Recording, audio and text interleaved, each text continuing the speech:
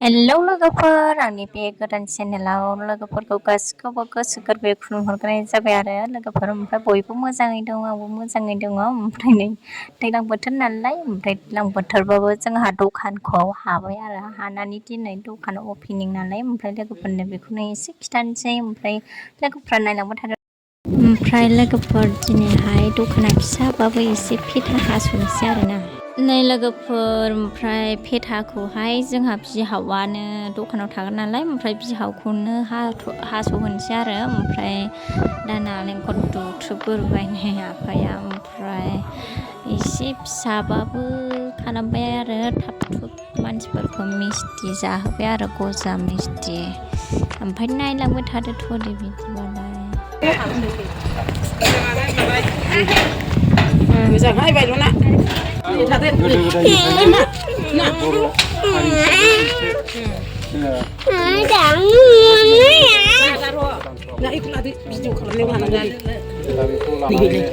जों बेखौ होनाय जासिगोन होननांगौ होनाय जासिगोन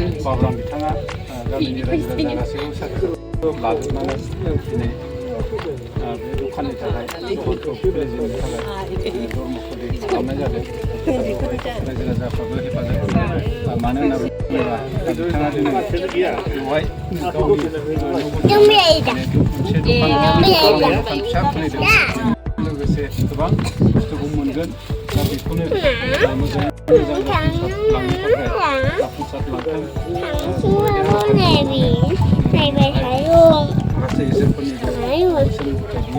इसोरफोरनि नेमखान्थिखौ लानानै दिनै बेवहाय धर्मखौ खालामनाय जादों बेनिखायनो जोंहा नैबे बाबुराम दखानाव दिनैनिफ्राय धर्मखौ जागायसिगोन मोनजेननाय जासिगोन बा दिनैनिफ्रायनो दखानखौ खुलि खालामनाय जासिगोन आरो बेखिनिखौनो आङो नोंथांनिसिम फोसावनाय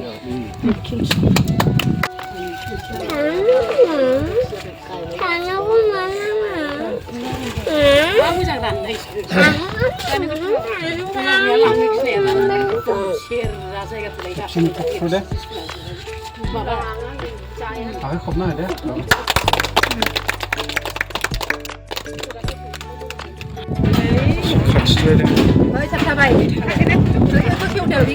दखान गोदाननि जै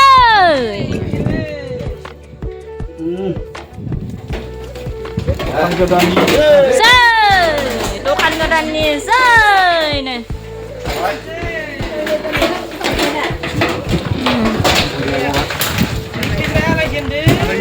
थेफा दखान थाबाय ओमफ्राय थेफा दखान फैनानै सोनाबहा लामानि मेनावनो जोंनि दखान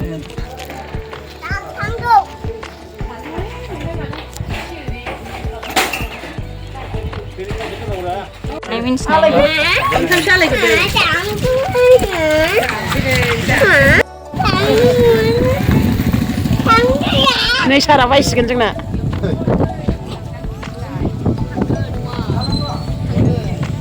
न'आवनो दं न'आव राननो लायदों जेबो जिरायग्राबो गैया बेयाव सारनो हैग्रोदोलाय सियारबो गैया मिस्थि रानदों नामा ना माथो मा जिनिस खजा ओइ नै ओरै नै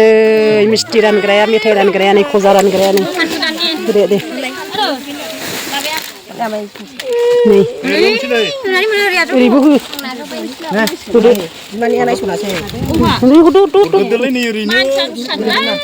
मानसि फिसानो होथारदो आं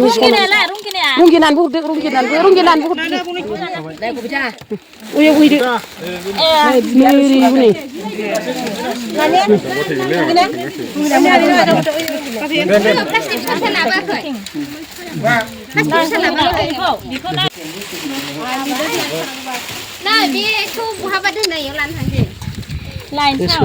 ओरैसो मोजां नुथारो नै मैयानि दंखादे दङ प्लास्टिक दं सौखियावनो दं प्लास्टिकआ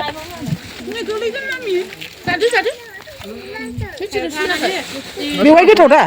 दा बेवाय मबाइलानो जाला फेथा हानो नागिरदों दा ओमफ्राय मिस्थि जाहोगोन नालाय नै माइ गायनानै फैबाय आरो मानसिफ्रानो नोंथां मेथाइ रोगादों आयै माबा नै बेखौनो बिसिला जोब्बाय दा बिसिनाङा गारदो बिसिनानै गावबायथ' माया नाङा